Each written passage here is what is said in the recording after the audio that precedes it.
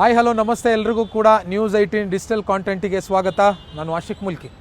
CWRC ಕೊಟ್ಟಿರುವಂಥ ಒಂದು ಆದೇಶ ಇದೀಗ ರಾಜ್ಯದಲ್ಲಿ ಕಿಚ್ಚು ಹೊತ್ತಿರುವಂಥದ್ದು. ಕಾವೇರಿ ಕೊಳ್ಳದಿಂದ 4 TMC ಅಷ್ಟು ನೀರನ್ನು ತಮಿಳುನಾಡಿಗೆ ಹರಿಸಬೇಕು ಅನ್ನುವಂಥ ಆದೇಶ ಏನಿದೆ, ಕಾವೇರಿ ವಾಟರ್ ರೆಗ್ಯುಲೇಟರಿ ಸಮಿತಿ ಕೊಟ್ಟಿರುವಂಥ ಆದೇಶಕ್ಕೆ ಇದೀಗ ಕನ್ನಡ ಪರ ಸಂಘಟನೆಗಳು ಮತ್ತು ರೈತರು ಸಿಟ್ಟಾಗಿರುವಂಥದ್ದು. ರಾಜ್ಯದಲ್ಲಿ ಈ ಬಾರಿ ಮುಂಗಾರು ಕೈಕೊಟ್ಟಿದೆ. ಈ ಸಂದರ್ಭದಲ್ಲಿ ಹೇಗೆ ನಾವು ಪಕ್ಕದ ರಾಜ್ಯ ತಮಿಳುನಾಡಿಗೆ ನೀರು ಹರಿಸೋದು, ನಮ್ಮ ರೈತರಿಗೆ ಕೃಷಿ ಚಟುವಟಿಕೆಗಳಿಗೆ ನೀರಿಲ್ಲ, ಕುಡಿಯೋದಕ್ಕೆ ನೀರಿಲ್ಲ, ಮೇಕೆ ಜಾನುವಾರುಗಳಿಗೂ ಕೂಡ ನೀರಿನ ಅಭಾವ ಈ ಬಾರಿ ನಮ್ಮಲ್ಲಿದೆ. ಇಂಥ ದಾರುಣ ಪರಿಸ್ಥಿತಿಯಲ್ಲೂ ಕೂಡ ತಮಿಳುನಾಡಿಗೆ 4 TMC ಅಷ್ಟು 4 TMC ನೀರು ಅಂತಂದರೆ ಹೆಚ್ಚು ಕಮ್ಮಿ 12,000 ಕೋಟಿ ಲೀಟರ್ನಷ್ಟು ನೀರನ್ನು ನಾವು ಪಕ್ಕದ ರಾಜ್ಯಕ್ಕೆ ಹರಿಸೋದಕ್ಕೆ ಸಾಧ್ಯವಿಲ್ಲ ಅಂತ ಒಂದು ಪರಿಸ್ಥಿತಿಯಲ್ಲಿ ಕರ್ನಾಟಕ ಇದೆ ಅನ್ನುವಂಥ ಆ ಮಾತನ್ನು ಕನ್ನಡ ಪರ ಸಂಘಟನೆಗಳು ರೈತರು ಹೇಳ್ತಾ ಇರುವಂಥದ್ದು. ಯಾವುದೇ ಕಾರಣಕ್ಕೂ ಕೂಡ ರಾಜ್ಯ ಸರ್ಕಾರ CWRC ಕೊಟ್ಟಿರುವಂಥ ಈ ಆದೇಶವನ್ನು ಒಪ್ಕೋಬಾರದು, ಇದನ್ನು ಧಿಕ್ಕರಿಸಬೇಕು ಅನ್ನುವಂಥ ಒಂದು ಬೇಡಿಕೆಯನ್ನು ಕೂಡ ಕನ್ನಡ ಪರ ಸಂಘಟನೆಗಳು ನೇರವಾಗಿ ಸರ್ಕಾರಕ್ಕೆ ತಾಕೀತನ್ನು ಕೂಡ ಮಾಡ್ತಾ ಇರುವಂಥದ್ದು. ಈ ಸಂಬಂಧ ಮೈಸೂರಿನಿಂದ ಹಿಡಿದು ಈ ಕಾವೇರಿ ಬೇಸಿನ್ನಲ್ಲಿರುವಂಥ ಅಷ್ಟೂ ಜಿಲ್ಲೆಗಳಲ್ಲಿ ಮಂಡ್ಯ, ಮೈಸೂರು, ರಾಮನಗರ ಮತ್ತು ಈ ಬೆಂಗಳೂರು ಸುತ್ತಮುತ್ತ ಎಲ್ಲ ಕಡೆಗಳಲ್ಲೂ ಕೂಡ ರೈತರು ಪ್ರತಿಭಟನೆಯನ್ನು ಕೂಡ ಹಮ್ಮಿಕೊಳ್ತಾ ಇರುವಂಥದ್ದು. ಇವತ್ತು ಕೂಡ ರಾಮನಗರದಲ್ಲಿ ವಿನೂತನವಾಗಿ ಪ್ರತಿಭಟನೆಯನ್ನು ಮಾಡೋದಕ್ಕೆ ಕನ್ನಡ ಪರ ಸಂಘಟನೆಗಳು ಮತ್ತು ರೈತ ಪರ ಸಂಘಟನೆಗಳು ಮುಂದಾಗ್ತಾ ಇರುವಂಥದ್ದು. ಈ ಸಂದರ್ಭದಲ್ಲಿ ಮತ್ತೊಮ್ಮೆ ಈ ವಿಚಾರದ ನೆಪದಲ್ಲಿ ಕರ್ನಾಟಕ ಬಂದ್ ಆಗುತ್ತಾ ಅನ್ನುವಂಥ ಒಂದು ಸಂಶಯ ಈಗ ಮೂಡ್ತಾ ಇರುವಂಥದ್ದು. ಯಾಕೆ ಈ ಮಾತು ಮುನ್ನೆಲೆಗೆ ಬರ್ತಾ ಇದೆ ಅಂತಂದರೆ, ನಿನ್ನೆ ಈ ಕನ್ನಡದ ಹಿರಿಯ ಹೋರಾಟಗಾರ ವಾಟಾಳ್ ನಾಗರಾಜ್ ಅವರು ಮೈಸೂರು ಬ್ಯಾಂಕ್ ಸರ್ಕಲ್ನಲ್ಲಿ, ಬೆಂಗಳೂರಿನ ಮೈಸೂರು ಬ್ಯಾಂಕ್ ಸರ್ಕಲ್ನಲ್ಲಿ ಒಂದು ಪ್ರತಿಭಟನೆ, ಸಾಂಕೇತಿಕವಾಗಿರುವಂಥ ಪ್ರತಿಭಟನೆಯನ್ನು ಈ ವಿಚಾರವನ್ನು ಖಂಡಿಸಿ ಹಮ್ಮಿಕೊಂಡಿದ್ರು. ಈ ಸಂದರ್ಭದಲ್ಲಿ ಅವರು ಕರ್ನಾಟಕ ಬಂದ್ ಮಾಡ್ತೀನಿ ನಾನು ಅನ್ನುವಂಥ ಒಂದು ಆ ಮಾತನ್ನು, ಒಂದು ಘೋಷಣೆಯನ್ನು ಕೂಡ ಮಾಡಿದರು. ಈಗ ಸದ್ಯಕ್ಕೆ ಕರ್ನಾಟಕವನ್ನು ಬಂದ್ ಮಾಡುವಂಥ ಅಷ್ಟು ತಾಕತ್ತಿರುವಂಥ ಏಕೈಕ ವ್ಯಕ್ತಿ ವಾಟಾಳ್ ನಾಗರಾಜ್ ಅಂದರೆ ತಪ್ಪಾಗಲಿಕ್ಕಿಲ್ಲ.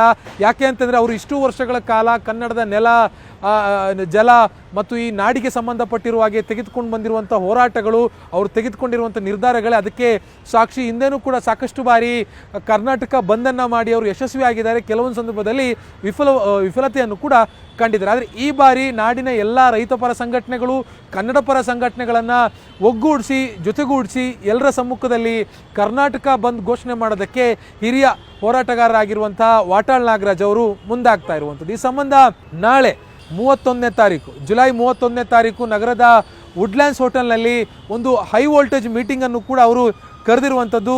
ಈ ಒಂದು ಮೀಟಿಂಗ್ ನಾಳೆ ಬೆಳಿಗ್ಗೆ 11 ಗಂಟೆಗೆ ಶುರುವಾಗುತ್ತೆ. ಈ ಒಂದು ಮೀಟಿಂಗ್ನಲ್ಲಿ ಕರವೇ ಶಿವರಾಮೇಗೌಡರು ಜೊತೆಗೆ ಕರವೇ ಪ್ರವೀಣ್ ಶೆಟ್ಟಿ ಗೌಡ ಬಣ, ಈ 2 ಬಣಗಳು ಈ ಒಂದು ಹೋರಾಟಕ್ಕೆ ಸಾಥ್ ಕೊಡ್ತಾ ಇರುವಂಥದ್ದು. ಅವರು ಈ ಒಂದು ಸಭೆಯಲ್ಲಿ ಭಾಗಿಯಾಗ್ತಾ ಇದ್ದಾರೆ. ಜೊತೆಗೆ ಹಿರಿಯ ಕನ್ನಡ ಪರ ಹೋರಾಟಗಾರರಾಗಿರುವಂಥ ಸಾರಾ ಗೋವಿಂದು, ಕೆ ಕುಮಾರ್ ಅವರು, ರೈತಪರ ಸಂಘಟನೆಗಳು, ರೈತಪರ ಹೋರಾಟಗಾರರು, ಸಾರ್ವಜನಿಕರು ಎಲ್ಲರೂ ಕೂಡ ಭಾಗಿಯಾಗ್ತಾ ಇದ್ದಾರೆ. ನಾಳಿನ ಈ ಮೀಟಿಂಗ್ ಭಾಳಷ್ಟು ಮಹತ್ವವನ್ನು ಪಡೆದುಕೊಂಡಿರುವಂಥದ್ದು. ಒಂದೊಮ್ಮೆ ನಾಳಿನ ಮೀಟಿಂಗಲ್ಲಿ ಕರ್ನಾಟಕ ಬಂದ್ ನಿರ್ಧಾರ ಆದರೆ ಆಗಸ್ಟ್ ಮೊದಲನೇ ವಾರದಲ್ಲಿ ಕರ್ನಾಟಕ ಬಂದನ್ನು ಕೂಡ ವಾಟಾಳ್ ನಾಗರಾಜ್ ಅವರು ಘೋಷಣೆ ಮಾಡ್ತಾರೆ.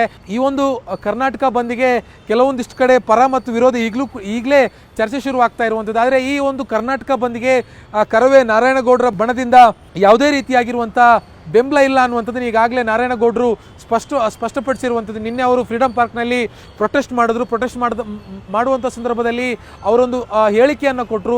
ಕರ್ನಾಟಕ ಬಂದ್ ಮಾಡೋದಷ್ಟು ಸುಲಭ ಅಲ್ಲ, ಅದಕ್ಕೆ ಸಂಘಟನೆ ಮಾಡಬೇಕಾಗುತ್ತೆ, ಮತ್ತು ಬಾಯಿ ಚಪಲಕ್ಕೆ ಕರ್ನಾಟಕ ಬಂದ್ ಮಾಡುವಂಥ ಹೇಳಿಕೆಗಳನ್ನು ನಾನು ಕೊಡಲ್ಲ, ಕೊಡೋರು ಕೊಡಲಿ ಅನ್ನುವಂಥ ಆ ಮಾತನ್ನು ಹೇಳಿರುವಂಥದ್ದು. ಇದು ಕನ್ನಡ ಪರ ಸಂಘಟನೆಯ ಒಳಗಡೆ ಇರುವಂಥ ಭಿನ್ನಾಭಿಪ್ರಾಯಕ್ಕೆ ಹಿಡಿದಿರುವಂಥ ಕೈಗನ್ನಡಿ.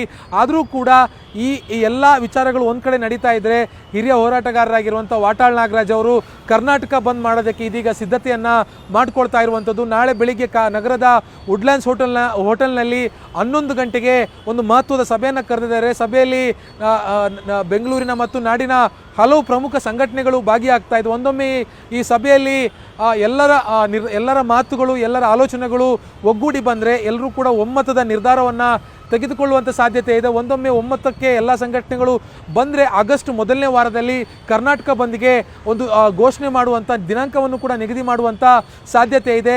ಇಷ್ಟು ವಿಚಾರಗಳು ನಡೀತಾ ಇರುವಂಥದ್ದು CWRC ಕೊಟ್ಟಿರುವಂತಹ ಈ ತಮಿಳುನಾಡಿಗೆ 4 TMC ಪ್ರತಿ ದಿನ 3,500 ಕ್ಯೂಸೆಕ್ಸ್ನಷ್ಟು ನೀರು ಬಿಡಬೇಕು ಅನ್ನುವಂಥ ಒಂದು ಆದೇಶದ ಮೇರೆಗೆ ಒಂದೊಮ್ಮೆ CWRC ಈ ಒಂದು ಆದೇಶವನ್ನು ಕೈ ಬಿಟ್ಟರೆ ಆ ಕರ್ನಾಟಕ ಬಂದ್ ಮಾಡುವಂಥ ಅವಕಾಶ ಇರೋದಿಲ್ಲ. ಆದರೆ ಇದು ಈ ಒಂದು ನಿರ್ಧಾರಕ್ಕೇ CWRC ಆದೇಶಕ್ಕೇ ಬದ್ಧವಾಗಿದ್ದರೆ ಕರ್ನಾಟಕ ಬಂದ್ ಆಗುತ್ತೆ ಅನ್ನುವಂಥ ಒಂದು ಮಾತನ್ನು ವಾಟಾಳ್ ನಾಗರಾಜ್ ಅವರು ನಾನು ಫೋನ್ ಮಾಡಿದಂಥ ಸಂದರ್ಭದಲ್ಲಿ ಅವರು ನನಗೆ ಹೇಳಿದರು. ಸೊ ಹೀಗಾಗಿ ನೋಡೋಣ ಕರ್ನಾಟಕ ಬಂದ್ ಆಗುತ್ತಾ ಆಗಲ್ವೋ. ಆದರೆ ಅಂತೂ ತುಂಬ ದೊಡ್ಡ ಸಮಸ್ಯೆ ಆಗುತ್ತೆ. ಆದರೂ ಇದು ಕನ್ನಡ ನಾಡಿನ ಜಲದ ಮತ್ತು ಕನ್ನಡದ ಸ್ವಾಭಿಮಾನದ ಪ್ರಶ್ನೆ. ಹೀಗಾಗಿ ಕರ್ನಾಟಕ ಬಂದ್ ಮಾಡಲೇಬೇಕಾಗಿರುವಂಥ ಅನಿವಾರ್ಯತೆ ನಮ್ಮೆದುರಿಗಿದೆ ಅನ್ನುವಂಥ ಮಾತನ್ನು ವಾಟಾಳ್ ನಾಗರಾಜ್ ಅವರು ಹೇಳ್ತಾ ಇರುವಂಥದ್ದು. ನೋಡೋಣ ಯಾವ ರೀತಿಯಾಗಿರುವಂಥ ತೀರ್ಮಾನ ಇವತ್ತು CWRC ಜೊತೆಗೆ ನಮ್ಮ ರಾಜ್ಯದ ಸರ್ಕಾರದ ಪ್ರತಿನಿಧಿಗಳಾಗಿ ಅಧಿಕಾರಿಗಳು ಅಂದರೆ ಮುಖ್ಯವಾಗಿ ಸರ್ಕಾರದ ಅಧೀನ ಅಪರ ಮುಖ್ಯ ಕಾರ್ಯದರ್ಶಿ ಆಗಿರುವಂಥ ಗೌರವ್ ಗುಪ್ತಾ ಅವರು ಪ್ರತಿನಿಧಿಸ್ತಾ ಇದ್ದಾರೆ. ಅವರು ವಾದವನ್ನು ಮಂಡಿಸ್ತಾರೆ.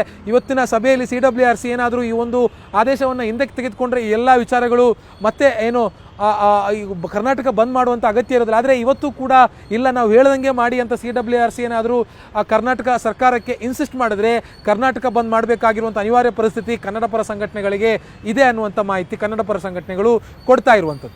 ನಿರ್ಭೀತ, ನಿಷ್ಪಕ್ಷಪಾತ, ವಿಶ್ವಾಸಾರ್ಹ ಸುದ್ದಿಗಳಿಗೆ ಮತ್ತೊಂದು ಹೆಸರಾಗಿರೋ News18 ಕನ್ನಡ ಈಗ ಆಪ್ನಲ್ಲೂ ಲಭ್ಯ ಇದೆ. ದಯವಿಟ್ಟು ಇಲ್ಲಿರೋ QR ಕೋಡ್ ಅನ್ನು ಸ್ಕ್ಯಾನ್ ಮಾಡಿಕೊಂಡು ಆಪ್ ಡೌನ್ಲೋಡ್ ಮಾಡೋದಕ್ಕೆ ಮರಿಬೇಡಿ. ನಿಮ್ಮ ಬೆಂಬಲ ಹೀಗೆ ಸದಾ ನಮ್ಮೊಂದಿಗಿರಲಿ. ಧನ್ಯವಾದ.